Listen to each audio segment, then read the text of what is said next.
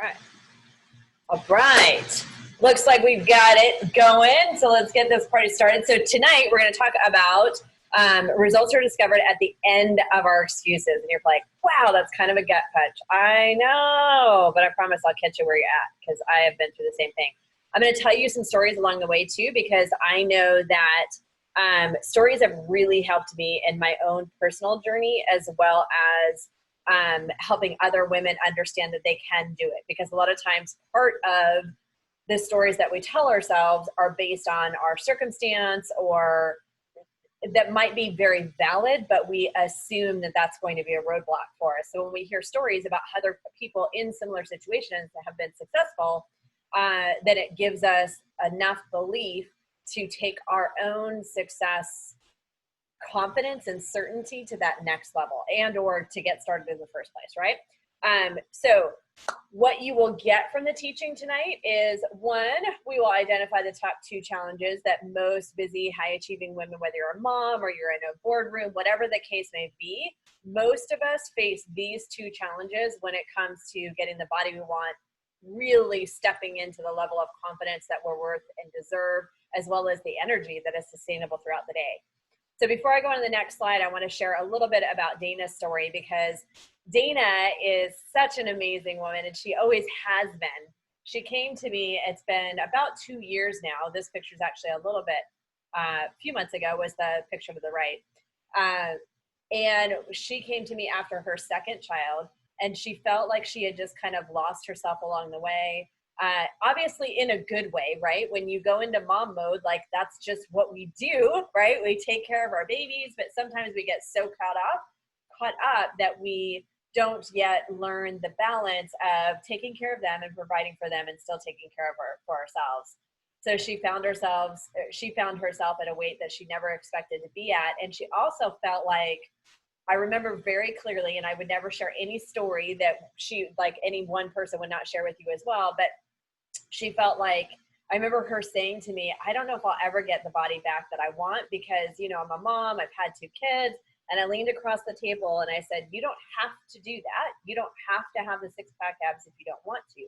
But if you want them, yes, you absolutely can get your body back. In fact, I've helped women achieve a physical result that they just had never yet achieved in their lifetime, right? Either getting back into the size and, you know, look and feeling that they felt, you know, 20 years ago, or maybe they struggled their entire life, and yet I'm able to help them figure out what's going to work for them. And so, but as moms, it is a very common story that I've heard over and over again, where moms feel like it's almost easier to say, I don't expect to get my body back, than to believe in something and then feel like you're going to fail or be disappointed because you're not. So it's easier to believe in this settled result, right? Well, obviously, Dana has crushed it, and she's continued to crush it, and it's been consistency over time. So she is just an amazing woman and has been a huge inspiration to so many. We'll also talk about why so many women desperately want to discover, experience, and achieve their next best level of themselves, but struggle to either follow through or do that consistently, right? And I talk a lot about the fact that we're created on purpose with a greater purpose. And in order for us to truly discover what our next best is, and then be able to experience it and live it out in everyday life, and then actually be able to give it, we have to get super intentional about it, right? And in order for us, kind of for most women, what we focus on is the serving others, right? Going back to whether it's in a business environment or at home with kids, we're always giving out to everyone else. And then we'll try to give to ourselves with whatever we have is left. And a lot of times that is like zilch, nada, and we can run that kind of routine of going through the motions and autopilots for years on end. So when we stop and take a moment to realize that we do have more in us, that even if your purpose is, like, each unique purpose is just as important as the next. It doesn't matter what that purpose is. So even if your purpose is to spend the next 20 years focused, or, well, age difference than kids, so maybe it is 20 years, right, on being a mom and being the best mom ever and raising little humans, because that is the biggest responsibility in life, right? Even if that is the sole purpose and focus for you right in this moment, the best way for you to deliver and fulfill that purpose is for you yourself to understand the best that you have within you and what you're capable of, so that you then can teach that forward to them and give them that best version of yourself. Fair enough? So that's one of the things that we'll talk about as well. Why a lot of times women know that there's something there and they want it, but they struggle to follow through, or they struggle to stay consistent. And I'll share Catherine's story. Catherine, again, would tell you on her own that she went through a weight loss surgery, and like many weight loss surgeries, she did see great results initially, but then she struggled to keep the weight off. She did come to me before she got back onto, or till she, fully put all the weight on, but she still had goals that she wanted to achieve. And so Catherine and I have been working over the last several months. And even through the lockdown, she's in my elite program, my one-on-one coaching program. And even through the lockdown, she has continued step by step to work through her movement and workouts, as well as her nutrition, to understand how to eat reasonably, still enjoy time with, for Catherine in particular, spends a lot of time with her sister when she comes out to visit, and still able to go have the meals, but understand how to eat the things that she loves and enjoys in moderation, and finding the right balance that works for her to make a lifestyle approach. So I should have said Dana is now over 70 pounds down. Catherine is over 50 pounds down, and again, has hit that 50-pound milestone since being in lockdown. She started just in January of this year. Pretty awesome, right? What you'll also get from the teaching is specifically what actions you can start taking now to overcome those top two common problems. And Sherry is another great example of a woman that she just celebrated another birthday, but she is strong and powerful. She will tell you that she is now in a body that she has not had. I believe she just recently said she's not felt this way since she was in her 20s. And she is finally loving how she feels, her energy. She shared a post the other day about how much she finally loves this view, and it was a picture of her legs. Pretty awesome, right? And that is just learning how to take the right steps in the right direction. And we'll talk more about that, because it is not just about the workouts or the foods. In fact, the underlying factor of what will allow you to take that next step towards the next best version of yourself and then be able to sustain it has nothing to do with the workouts themselves or the nutrition. It starts with a foundation of our thoughts and our beliefs. And so that's what we'll talk about. What you'll also get from this teaching is we'll touch base briefly on the next 12-week project. And then I've also got a special gift and bonus for you to help you put things into action that we are talking about today. So first of all, for those of you that don't know anything about me, I am Coach Rebecca, and I do what I do because it truly is a passion of mine to help women that I know are struggling, because I've been there, done that, right? So I'm no longer a single mom, but I was a single mom from the time that my son was about 1.5 years, 2 years old. And I knew that I was battling a lot of the same challenges we're going to talk about today. In addition to that, I was battling with what had become an eating disorder, which really came down to the lack of confidence, the lack of understanding who I was as I was, and the reality of how that was showing up was that I myself was not taking care of myself. And I thought I was a pretty good mom, but I also just kind of had I talk about this now a lot more openly. I had a very bottom of the shower, a literal bottom of the shower moment where I felt overwhelmed and felt like I wasn't going to be able to, I just didn't know how to get up physically from the shower, let alone do what I needed to do to take care of myself and my son. And I felt, I talk about God a lot, and that's a huge part of my own personal story. And I truly believe that that is foundational in how I've been able to transform my life and now help, hundreds of others truly make a massive impact in their lives. If you want to, if you feel like you want it, if you feel more comfortable with the idea of it being intuition or gut, but I will tell you that in my, the way I perceive it is that God clearly told me when I was at the bottom of the shower and saying, I cannot get up. I clearly heard him say, you can and you will. And the image of my son came to mind. And that was what physically got me up out of the shower.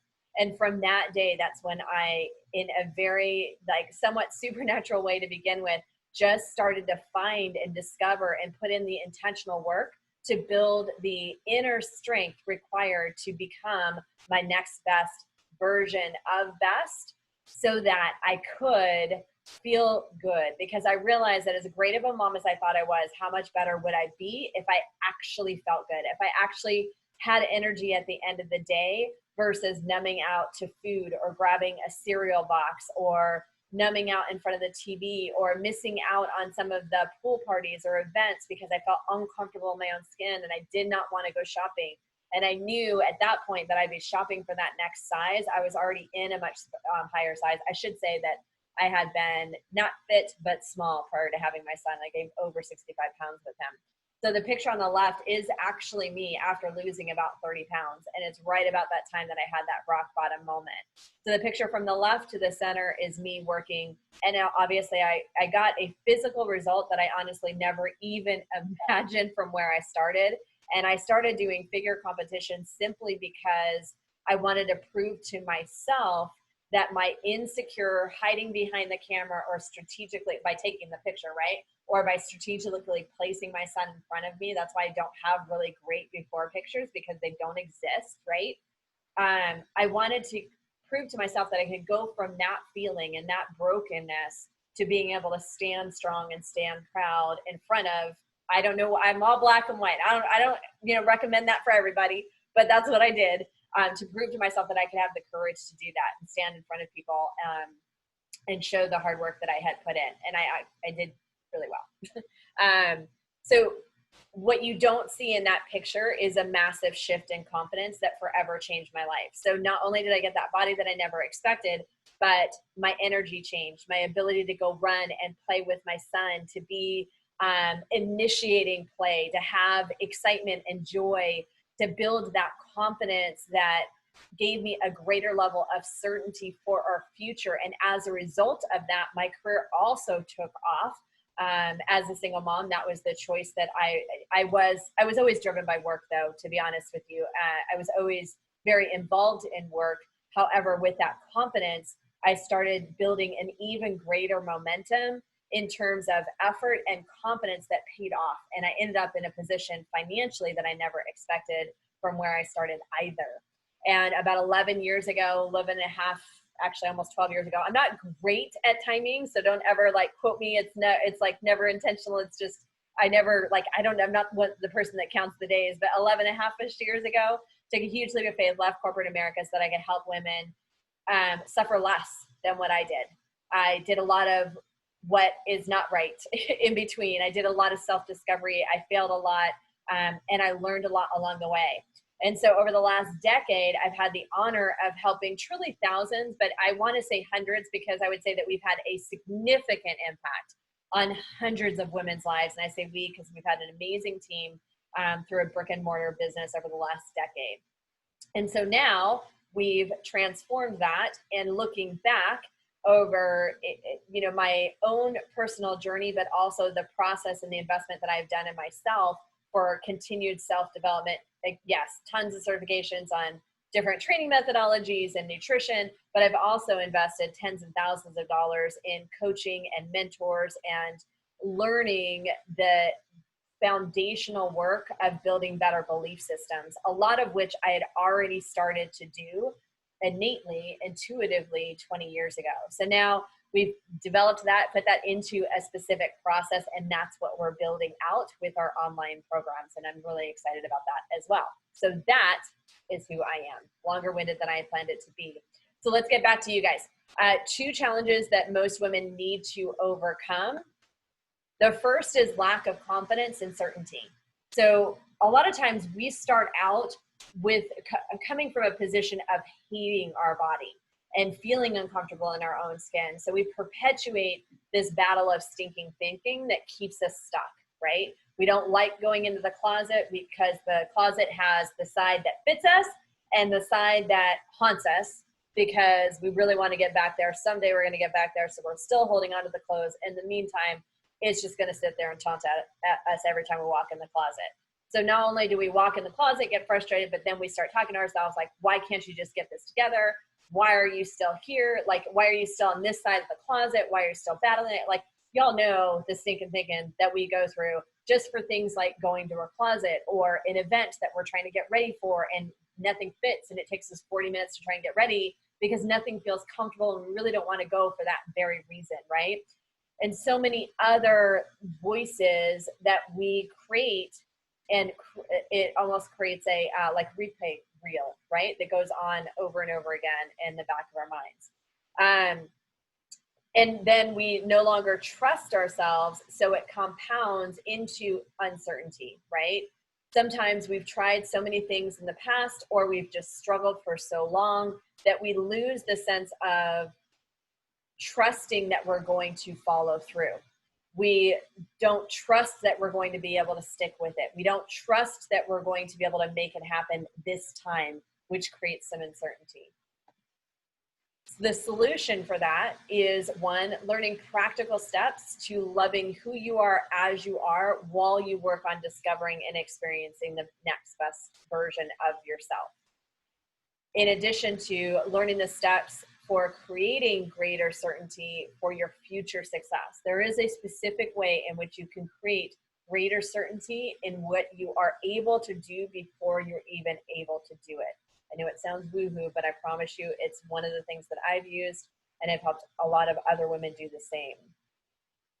So the number 2 issue is holding on to excuses so tightly that we truly believe they're the reasons why we can't do X, Y, and Z. And again, I'm going to refer it back to getting fit and healthy, because being fit and healthy has such a massive, that is the big lever that impacts every other aspect of our life, right? So a lot of times when it comes to making that first choice, women will feel like, I can't because I tried and I failed. I can't because I'm too busy with work. I can't afford to invest in myself. I'll never get my body back because I'm a mom, right? I'm sure you can relate to one of those, if not more than one of them, right? So the solution for this is to learn to flip the script. For example, I learned what hasn't worked. Instead of saying I have failed over and over again, why not flipping the script and telling yourself, well, I learned what didn't work for me, that's for sure. Check that one off. Let me try something different. But I am not going to quit. My goal is the same. The path might look different. And I'm going to try as many paths as I need to get to where I want to go, right? Or going back to that, giving out to work and like your life is all about work, focused on work. Maybe you are a really high achiever and you're very successful. I hear this a lot from women that are high achievers in the work element as well, is that frustration. And I get this part of it too, coming from corporate America, the frustration of what you are valuing as success, right? Success in the corporate world, or owning your own business, whatever the case may be. That value of success you've gotten really good at. You've built massive momentum. You feel like you're very successful in that area. But the fact that you don't have control of your physical well-being drives you nuts. So you're beating yourself up. Why can I be so successful over here, but not over here, right? Instead of looking at, okay, I am pretty good. I have done really well over here.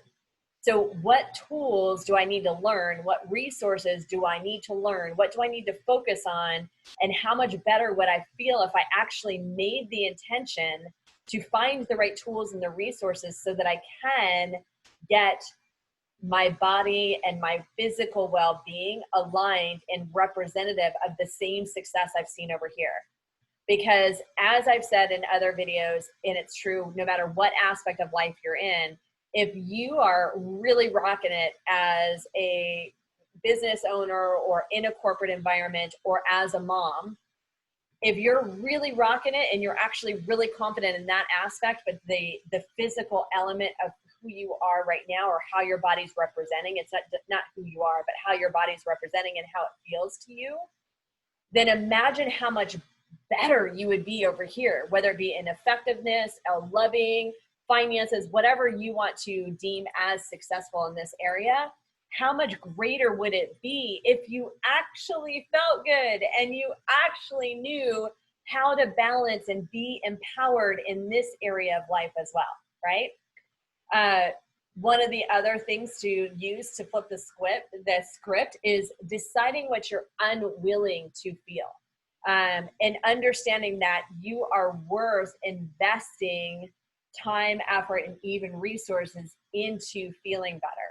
Sometimes I'll hear women say that they can't afford it, but yet they can't afford to invest in themselves, but they have no problem investing in all of these other little things that they don't even pay attention to because they seem so small. Maybe it's eating out, maybe it's Starbucks, maybe it's hair, maybe it's nails, right? When you really want it, and we'll talk about that in a second, if it means needing to change some things over here that aren't serving you, like for example, eating out all the time or whatever the case may be, a lot of times those are things that are working against you. Not always, right? And I'm not saying you always have to give them up, but when you want it bad enough, you'll start seeing where this is not as important to you, right? When this becomes the priority, which is you, your health, your well-being. It's not all about the scale. It's about your physical body and physical being is the foundation and the platform for doing the rest of life, right? And I am going to have to pause this because this is what it has been doing. Love it. We're gonna fix it though. Hold on. I'm gonna pause, record. All right, welcome back. We fixed the screen. This is a challenge that I've been having the last couple of days. All right. And I'm gonna take that down. All right, so just double checking everything. We are back to recording. We're back to share. So we were talking about deciding what you're unwilling to do. Like, I'm unwilling to waste more time feeling this way. How much time do we spend feeling not good? Do we spend extra time in bed because we don't want to get out of bed, because we don't feel good, or we're discouraged, or we're feeling defeated, or we're beating ourselves up? How much time do we waste doing that, right? Versus investing the time, effort, energy, because you're worth doing that, because your time and who you are and how you feel and how you show up on a daily basis is worth taking that time, effort, energy, and even financial resources, right? A lot of times we talked to you about, one of the stories was, I'm too busy as a mom. But I will tell you, there are plenty of busy moms, or I'm sorry, the story that we talked about in the last slide was that I'm a mom, I'll never get my body back, right? And I will tell you, there are plenty of busy moms that are getting fitter than that do either get their pre-baby weight body back, or even discover a body that they never yet achieved before having kids, right? I've worked with plenty of women that struggle with weight their entire life, and they're like, Rebecca, I feel better at 50 than I did at 20, right? It is possible, and I know that if anyone, that's why I share stories with you, because if anyone can do it, and I myself remind myself of this as well, if anyone can do it, you can do it too, right? It's just a matter of finding out the right tools, the right resources, and figuring out what will work for you. So why do women want the outcome, but yet they fail to follow through or experience sustainable change? So we'll talk about that too. Trying to move this around. Apologize, guys. I'll get the tech figured out.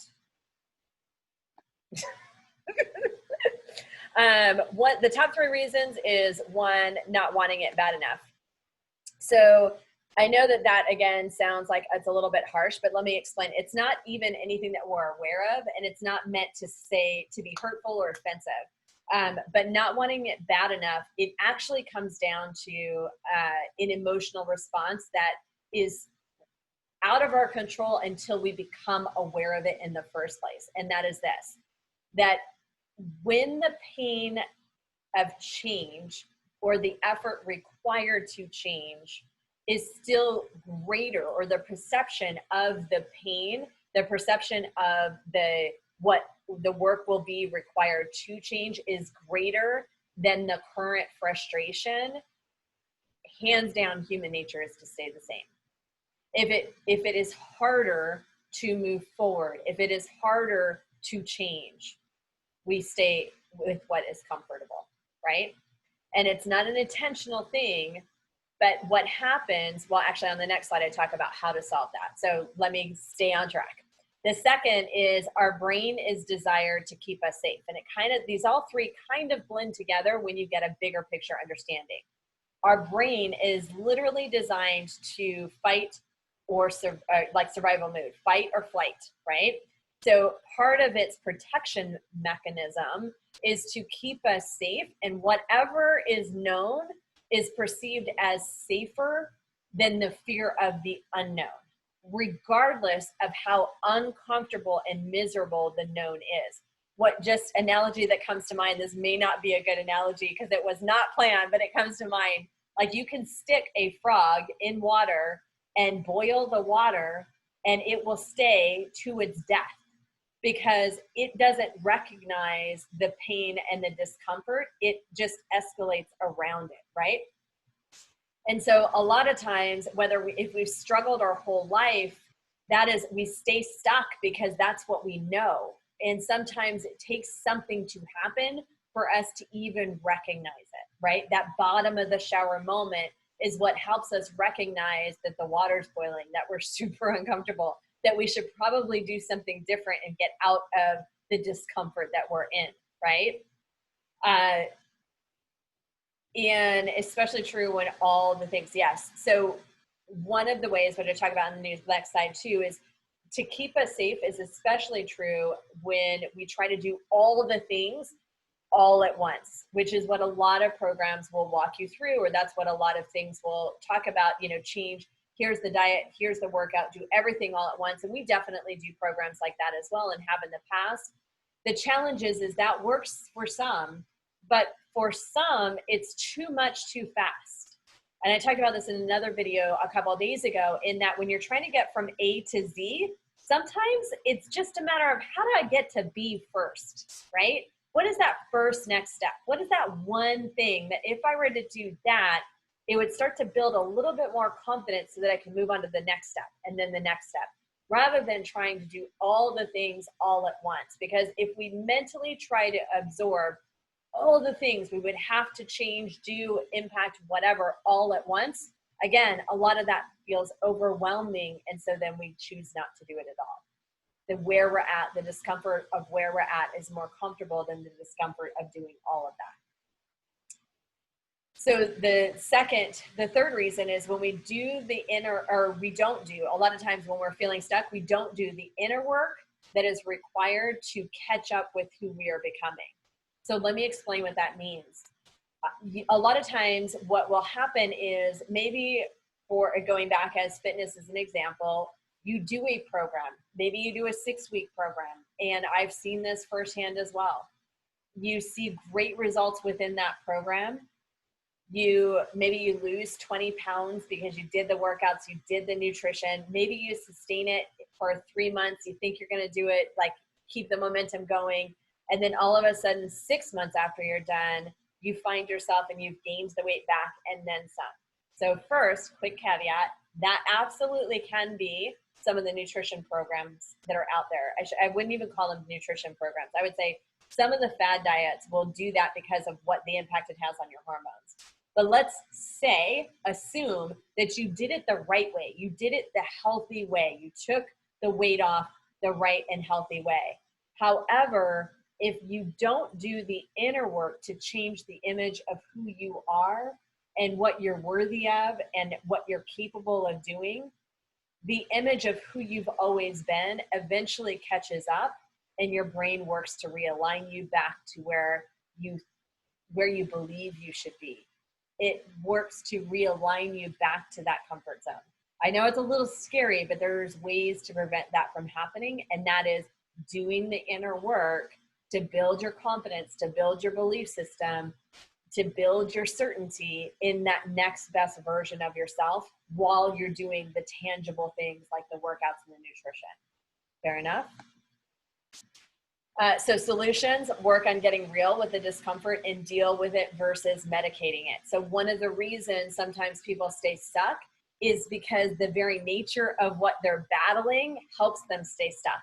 Because instead of really dealing with and leaning into the emotion of feeling uncomfortable in our jeans, or doing the jean shimmy, or having to go into the closet and having those two sides of the closet like we talked about, or not wanting to show up for events because you feel insecure, you don't want to be seen, those, instead of dealing with those emotions and really kind of taking action towards them and allowing ourselves feel them long enough and get painful enough for us to actually be motivated to take action, we just numb them.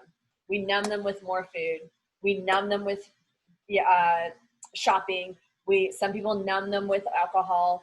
And so we don't deal with the emotion. It's easier to just mask the pain, right? So we have to start getting real with ourselves, which I encourage you to do, with the right connection of people. And that's actually a whole nother module as well. But you've got to identify who the safe people in your life are. And you may not always have them in your immediate circle. And that's not good or bad.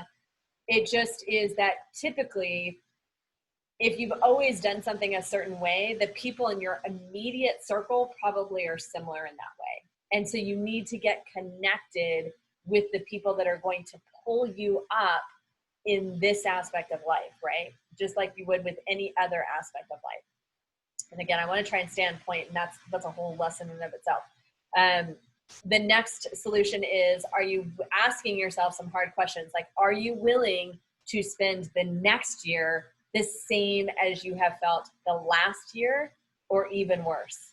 Like, if you do nothing to take that action forward, or if you don't continue to take that action forward, even on the days that you don't feel like it, do you feel like you are going to end up living the same year out, or maybe even feeling a little bit worse? Because most women tend to like struggle or put more weight on a little year by year. It usually doesn't happen overnight, right? And decide what you are unwilling to do. And again, these really apply to all aspects of life. And in that, like in a situation where you know you want to do more, or you want to make a change, or you believe you've got more in you, or you feel like you're being called to do something, one of the key elements to getting to the next best version of yourself is asking yourself what you are unwilling to do.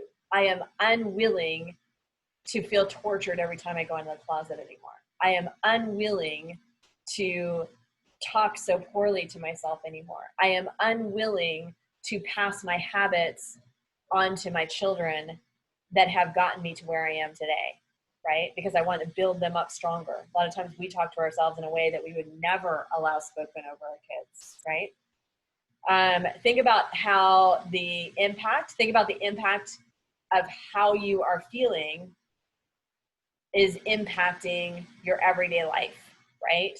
How we feel our emotions, like we're human beings, right? We are spirit beings in a human body, and our human nature is that it's really hard for us to be poker face, right? Our energy, our emotions, we give that to others. It shows up in how we interact with our kids, with our spouses, with the people that we work with, whatever the case may be. It shows up not just for ourselves, but to others. And how do you want to show up? Are you showing up in the way that you know you want to show up for yourself and others? We talked about the fact that our brain is designed to keep us safe, and the fact that what is known is perceived as safer than the unknown, regardless of how miserable we feel. I feel like this slide duplicated because we actually talked about that exact same thing. So where do you start? choose to get intentional about your actions, right? Meaning you decide what is going to be the next best step for you. You decide what the plan is going to be, and then you get intentional about following through with the actions, not allowing your emotions to drive your day, right? At the same time, being mindful of what your emotions are so that you know if and how they're showing up for you on any given day, or how they're guiding you or impacting you, right? We talk a lot about becoming a student of your own mind and body. And it sounds like, really? But yeah, really. If you want to live your best life, truly, truly live your best life, the one that you deserve, that you're worth having, and that you were created on purpose for a greater purpose to enjoy and live and give to others, then it requires becoming a student and doing that inner work. So some questions to, like, if Tony Robbins talks about the fact that if we want better results, we need to ask ourselves better questions, or you ask better questions of other people. So I talked about this in another video as well, but a lot of times, again, it's too hard to go from I can do this to, or I can't do this, I'm sorry, to absolutely I can do this, right? That's a pretty big leap for a lot of people. And you might be able to do that in one aspect of life, but not the other, right? You might be able to do that on, yeah, I can cook this meal, no problem, but you can't do that when it comes to, I don't know, running is my recent example, right? So what if the next question is just, what if I could? Because when we start asking, what if I could, it sounds weird to ask yourself that, but what it does is it frees up space. Instead of saying I can't, if saying I can is too much, then what if you start with, well, what if I could? What would it look like? It allows your brain to start getting creative. It allows your emotion to not be instantly defensive, instead of, I could be open to possibilities. I could think through this. I could be open to trying to figure this out. And then ask yourself, when something comes up, am I getting defensive? If someone comes to you and, again, it's important to know who should be in your arena and has a voice in your life and all those kinds of things. But whether it's to you, maybe it's you talking to yourself or someone else working with you, if your response is to be defensive, to protect your reasoning as to why something can't happen, ask yourself why you're being defensive. What is it that you're protecting? What is that? Is it truly a truth that is completely without your control? Or is it a story that you've been telling yourself, right? That maybe you need help getting unstuck from? Do you compare yourself to others? If you're comparing yourself to others, it's really hard to motivate forward, because we're either comparing ourselves to where someone else is and, well, at least I'm not that bad, at least I'm not making those choices, or we're comparing ourselves to someone that we perceive as having it all together, and we're beating ourselves up. Another way to, it's almost a comparison, is if you look at somebody else's success and you think of a story, or you look for a way to justify why they're successful in that area, but that's not possible for you, right? Because I am telling you, if one person has achieved whatever it is, you can do it too. It's time, it's effort, it's having the resources, it's different factors, but you have the strength and the ability to get with the right resources, support, and accountability to make things happen for yourself. And Tanya, I love her story. She is a busy mom, and she will tell you that her family is quite, she's got 3 daughters.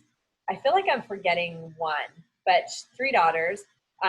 One of them has battled with a very rare brain tumor. She runs a business with her husband, so she definitely could come up with a list of reasons why not to take care of herself. Instead, she decided to come up with a list of reasons why she could and should be taking care of herself. And she has made the time and the investment in herself to do just that. So she was already down 20 pounds, and she continues to see success again through the shutdown because she chooses to stay connected, stay engaged, and stay committed, right? You can too. So the bonus that I am giving to be here tonight and stay on live with me the whole time is a worksheet that I created that will help you walk through these steps. So I'm sure you've been trying to take notes, but I will be sending that to you in a question format so that you can really take no more than 10 minutes, not stuff like just kind of brain dump some of the answers and what's your gut response.